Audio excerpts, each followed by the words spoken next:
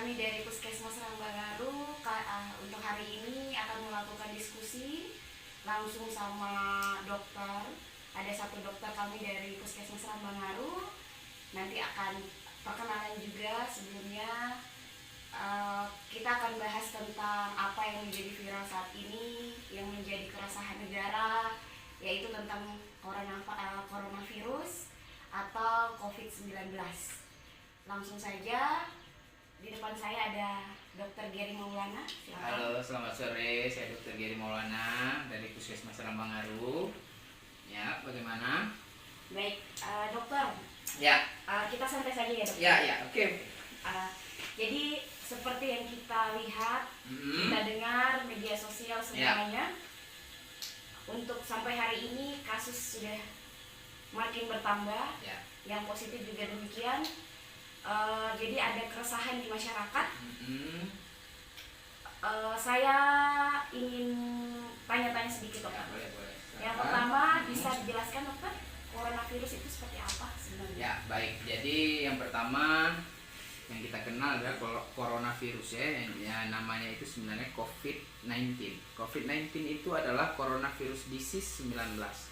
Yang mana pengertiannya itu adalah coronavirus itu keluarga besar dari penyakit pernapasan yang gejalanya itu mulai dari ringan sampai berat.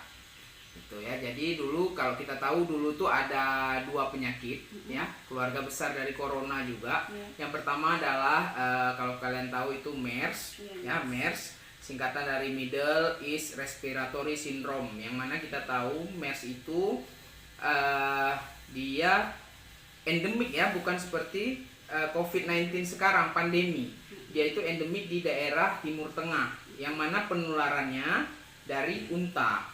Oke, kemudian yang kedua ada juga SARS namanya, Severe Acute Respiratory Syndrome, yang mana itu juga gangguan pernapasan yang penyebabnya sama, penularannya itu dari binatang gitu. Jadi coronavirus ini dinamakan penyakitnya itu SARS-CoV-2 ya, yang mana itu sama seperti SARS dan MERS, penularannya dari binatang. Tapi sampai sekarang kita masih WHO itu masih meneliti binatang apa yang sebenarnya penyebab dari COVID-19 ini. Dari beberapa kabar yang saya dapat juga, COVID-19 ini awalnya itu dari kelelawar gitu. Baik.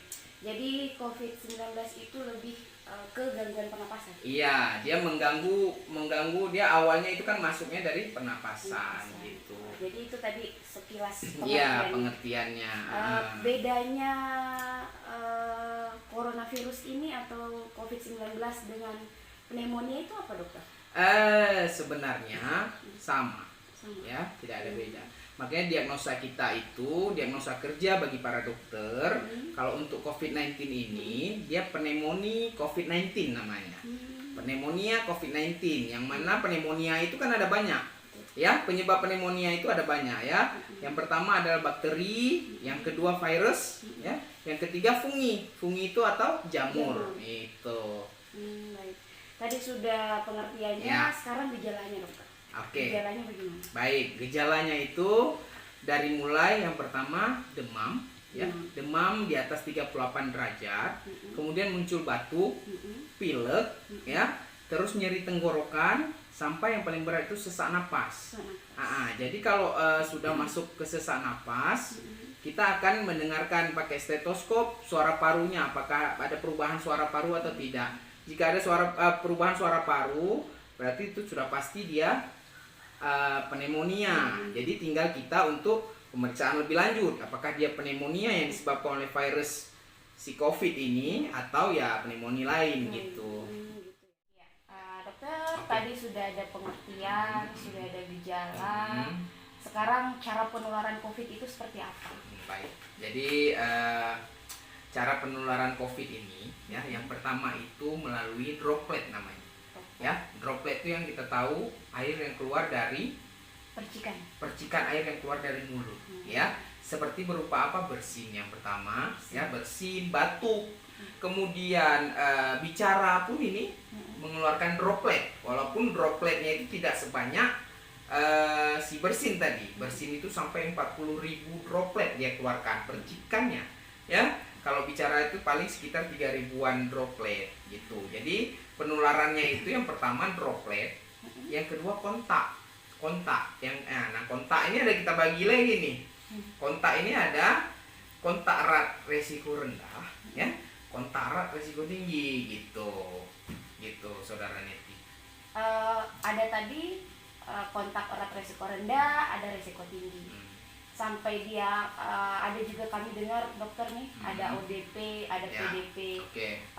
Kami kalau di masyarakat itu sendiri, kalau dokter sesama medis mungkin tahu ya. Ini saya mohon penjelasannya yang bisa masyarakat terima gitu. Oke. Jadi risiko rendah itu bagaimana, tinggi itu bagaimana, Oke. sampai dia masuk ODP dan Oke, baik.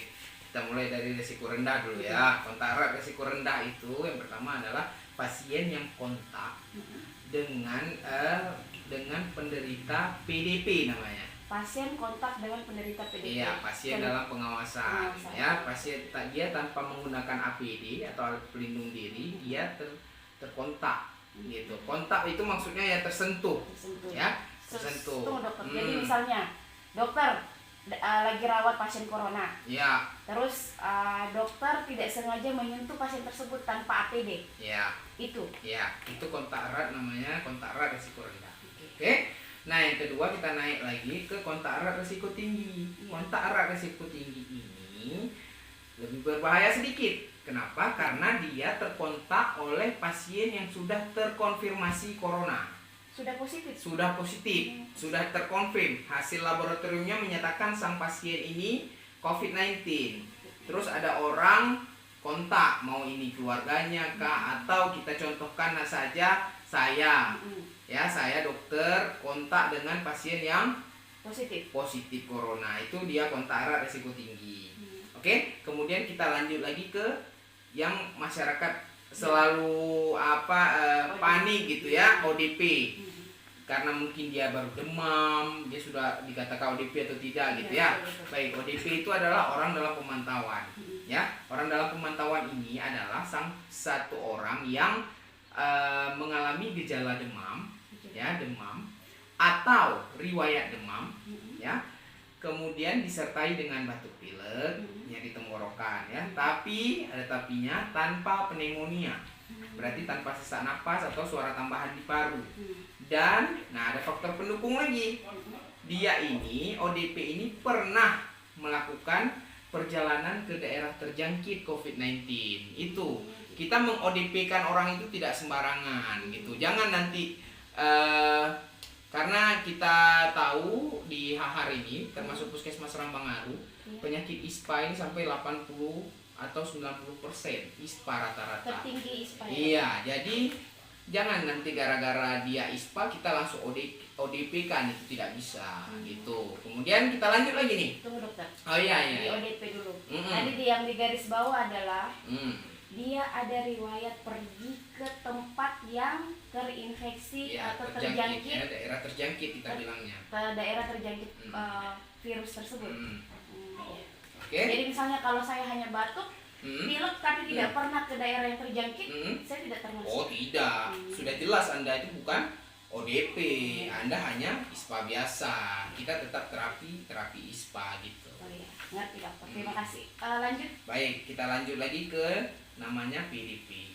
Ya, naik status. PDP itu adalah pasien dalam pengawasan, ya, di mana pasien ini gejalanya, ya, demam, nyeri tenggorokan, ya, batuk, pilek, dan disertai pneumonia mau ringan atau berat.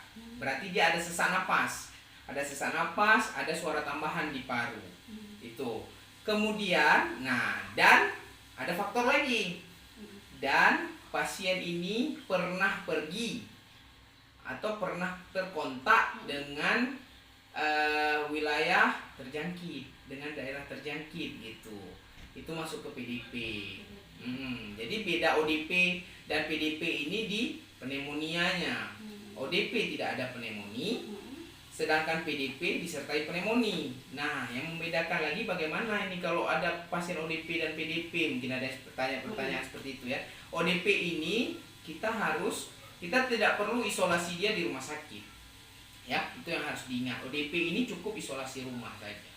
Isolasi rumah selama 14 hari, nanti tenaga kesehatan kita. Jadi di puskesmas HAHAR ini kita sudah membagi tim per desa untuk kita lakukan jika ada pasien ODP, kita sudah membagi per desa. Jadi tim-tim inilah yang akan melakukan screening selama 14 hari. Selama dia diisolasi 14 hari ini, kita melakukan screening, pemantauan kepada dia. Apakah ada perubahan gejala selama 14 hari ini atau tidak ada. Jika si sang ODP ini setelah kita screening 14 hari tidak ada perubahan gejala, berarti kita sudah bisa pastikan dia itu bukan COVID gitu. Tapi kita juga akan di ODP ini pada hari pertama dan kedua kita akan lakukan pemeriksaan lab ya. Kita harus swab namanya. Kita swab nasofaring, orofaring gitu. Nasofaring, orofaring. Orofaring, nasofaring. Kita ambil swab di hidung gitu ya. Kita kirim ke laboratorium. Jadi dokter, kalau dia ODP belum tentu naik status ke PDP. Oh, belum. Jadi belum tentu. Belum. Nanti tapi kalau dari PDP itu belum tentu juga dia positif ya? Belum juga. Jadi bisa jadi setelah dia PDP ternyata negatif pulang. Kita berarti dia hanya pneumonia. Karena seperti saya jelaskan tadi, pneumonia ini kan banyak penyebabnya. Virus, bakteri, dan fungi. Jadi kalau PDP ini tetap kita harus melakukan pemeriksaannya RT-PCR ya, real time PCR namanya. Dan itu harus kita cek untuk menentukan apakah si PDP ini benar terkonfirmasi COVID-19 atau hanya pneumonia, virus atau bakteri atau fungi gitu. Baik dokter. Jadi karena banyak masyarakat yang ketakutan. Iya. Jadi misalnya ada yang dari luar daerah datang ke, misalnya ada yang dari Bali datang ke HAHAR, kemudian tidak melaporkan dirinya ataukah dia tanpa gejala, apakah itu harus ada pemeriksaan juga atau tidak? Tidak. Jadi itu kan masuk ke OTG ya, orang tanpa gejala. Dia baru pulang ke daerah terjangkit, mungkin dia rumahnya di sini nih, rumahnya di HAHAR, tapi dia baru pulang lah, liburan lah istilahnya ya, baru pulang liburan dari Bali misalnya balik ke HAHAR gitu. Terus dia tanpa gejala, tapi tetap harus kita monitoringnya, namanya self monitoring. Kita harus pemantauan dia. Kita lihat apakah dia dari OTG ini, jangan salah, OTG ini bisa juga naik ke status ODP jika dia muncul gejala tadi. Seperti saya bilang, jika ada demam saja berarti pasien OTG ini sudah masuk ke ODP. Tapi kalau dia selama self monitoring 14 hari ini dia tidak OTG ini tidak menunjukkan gejala, berarti dia bebas aman gitu. Iya. Jadi dokter, saya tanya seperti itu karena banyak kekhawatiran masyarakat. Jadi ada juga masyarakat yang jadi sebenarnya coronavirus ini atau COVID-19 ini bukan penyakit yang menakutkan ya dok. Dalam hal begini dokter, bukan yang kayak yang memalukan gitu dokter. Tidak. Baik dokter, kita lanjut. Kasusnya begini misalnya, ada masyarakat yang dia tahu dirinya ODP. Kan kalau kita ketahui virus corona ini sudah viral, sudah kemana-mana, sudah mengbooming. Ini dia sudah tahu dirinya ODP, tapi dia tidak melaporkan atau tidak memberitahukan, dia sembunyikan misalnya, dia ada demam, batuk, tapi dia tidak mau menginformasikan ke petugas atau ke orang di sekitarnya. Itu bagaimana dokter? Ya baik, jadi itu kalau kondisi seperti itu kita sangat menyayangkan ya. Kita sangat menyayangkan. Kenapa? Yang pertama, dia sudah sadar dia ini ODP ya, tapi tidak mau melaporkan. Yang kedua itu yang sangat kita sayangkan lagi, dia bisa menularkan ke keluarganya. Apalagi kita tahu di HAHAR ini ya, di HAHAR ini satu rumah itu bisa sampai 3-4 kakak di dalamnya. Jadi kalau ada satu orang saja yang sudah sadar dia ODP tapi dia tidak lapor, berarti keluarga yang lain ini rentan akan terkena ya. Apalagi jika dalam keluarga ini mempunyai lansia ya di atas 59 tahun. Itu sangat rentan sekali akan terkena. Jadi saya sarankan kepada masyarakat Hahar, jika Anda sudah sadar ODP ya, tolong lapor ke puskesmas ya. Kalau Anda malu ya, seandainya jika Anda malu untuk melaporkan keluarga, datang sendiri ke puskesmas atau lapor ke bidan desa atau perawat desa ya. Tim akan menangani Anda dengan baik gitu. Tidak akan mempermalukan Anda karena penyakit ini bukan penyakit memalukan gitu ya. Itu yang saya harapkan ke masyarakat Hahar ini gitu. Baik. Ya, terima kasih dokter. Jadi tadi pemaparannya dokter sangat membantu masyarakat Hahar agar kiranya coronavirus ini atau COVID-19 ini bukan hal yang memalukan ya dokter. Kalau misalnya sudah terjangkit, harap dilaporkan. Karena itu akan menjangkit yang lain. Menjangkiti keluarga yang lain. Baik. Selanjutnya dokter, tadi sudah ada pengertiannya, sudah ada gejalanya, sudah ada cara penularannya. Sekarang dokter, kira-kira ada terapi atau pencegahannya seperti apa? Baik, yang pertama terapi ya. Terapi ini pada COVID-19 kita belum menemukan obatnya ya. Vaksinnya masih diteliti oleh WHO. Sampai saat ini belum ada vaksin untuk COVID-19. Jadi terapinya itu kita hanya simptomatik namanya. Terapi simptomatik itu adalah terapi sesuai gejala. Jika dia demam, kita kasih obat demam. Jika dia batuk, kita kasihnya obat batuk ya. Pilek, kita kasih obat pilek gitu. Jadi belum ada terapi. Nah, yang baru saya dengar kabar ya dari Jakarta, salah satunya itu ada memakai namanya obat oseltamivir. Oseltamivir itu adalah antivirus ya. Antivirus itu yang dipakai di salah satu rumah sakit di Jakarta. Jadi kita memberikan antivirus, kita memberikan antibiotik gitu dan vitamin C. Kemudian untuk pencegahannya sendiri ya, karena ini yang paling penting ini ya, bagi semua masyarakat Hahar harap diperhatikan karena ini yang paling penting daripada terapi. Kita lebih baik mencegah daripada mengobati. Walaupun dokter di Hahar ini ada 2 orang ya, ramai dokter di sini. Oke? Jadi lebih baik mencegah lebih baik mencegah dulu ini si virus ini ya. Si virus ini kita cegah bagaimana? PHBS ya. PHBS itu apa? Perilaku hidup bersih sehat ya, dengan cara bagaimana? Cuci tangan pakai sabun. Oke? Cuci tangan 6 langkah pakai sabun. Kemudian makan makanan yang bergizi, sayur-sayur ya. Minum vitamin ya, banyak minum air putih gitu. Karena kalau namanya juga virus ya, kalau imunitas kita tinggi, kita bisa lawan ini virus. Ya, kalau imunitas kita bagus, dia tidak akan masuk ke kita. Gitu. Pada pencegahan ini sangat simpel.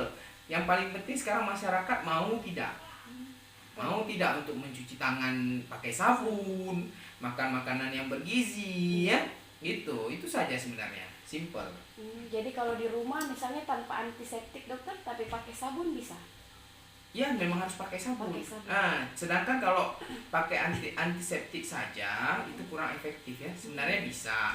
Tapi kan antiseptik itu untuk bakteri ya sebenarnya ya. Kalau virus bagusnya pakai sabun. Makanya kita di puskesmas sudah kita terapkan dari pasien masuk sudah mencuci tangan dulu gitu ya. Di kios-kios di wilayah kerja kita di Hahar sudah kita terapkan. Ada beberapa kios yang sudah malah membuat cuci tangan. Jadi dia sebelum dia masuk ke kiosnya harus cuci tangan dulu. Nah, itu suatu bagus menurut saya gitu. Dia punya inisiatif untuk mencegah ini virus ya. Gitu. Baik dokter. Jadi tadi pencegahannya itu cuci tangan pakai sabun. Ya. Dokter, ini kembali lagi ada beberapa kita ketahui masyarakat, ada masyarakat yang patuh akan peraturan, ada masyarakat yang hanya mengabaikan. Nah, ini bagaimana ketika ada masyarakat yang misalnya di puskesmas kan kita sudah ada sediakan tempat cuci tangan sebelum masuk, sama di toko-toko. Nah, ada beberapa orang yang ketika masuk dia menyepelekan itu dokter, seperti itu. Jadi maksudnya bagaimana ya? Berarti kembali ke tingkat kesadaran masyarakat itu sendiri ya. Kesadaran dia itu, kesadaran si masyarakatnya. Gitu. Baik. Jadi kalau seperti itu berarti kesehatan itu dimulai dari diri sendiri. Personal gitu. ya dokter personal ya? dulu, personal hygiene ya. Diri sendiri bersih, ya berarti dia bebas bakteri, dia bebas virus gitu. Baik. Ya, terima kasih banyak dokter. Iya, sama-sama. Hari ini kita sudah diskusi, ya. Sudah tahu apa itu coronavirus. Jadi tadi ada satu dokter. Tadi ada dokter bilang jaga imunitas. Ya, ini yang saya mau tanyakan. Katanya yang saya dengar sistem imun ini bisa melawan virus, dokter. Iya. Apa itu benar? Iya, benar sekali. Ya, sistem imun kita ini diisi oleh tentara-tentara yang bagus ya, istilahnya seperti itu ya. Kalau sistem imun kita bagus, jangankan virus ini tidak akan bisa masuk. Ya, tidak akan bisa dia masuk. Dia akan dilawan oleh si tentara-tentara imun ini, gitu. Tentara-tentara imun ini akan memukul mati virus. Jadi virus itu tidak akan bisa masuk, gitu. Jadi yang paling penting melawan virus ini ya itu tadi, imunitas harus bagus. Kalau imunitas bagus, insya Allah virus tidak akan masuk. Seperti itu. Ya. Jadi imunitas itu berarti kembali ke personal diri. Iya, balik lagi gitu. Baik, terima kasih dokter. Ya. Jadi untuk hari ini coronavirus itu apa, gejalanya apa, penularannya seperti apa, pencegahannya seperti apa, sudah dipaparkan oleh Dokter Giri Maulana. Terima kasih sekali atas kesempatannya sore hari ini dokter. Semoga apa yang kita diskusikan hari ini diterima oleh kalangan masyarakat khususnya. Jadi kalau dari saya, dari dokter tadi sudah diskusi, dari kuratif, dari saya lebih baik mencegah daripada mengobati. Iya, benar. Terima kasih dokter. Iya, terima kasih. Selamat sore semuanya. Salam sehat. 1, 2, 3. Salam sehat.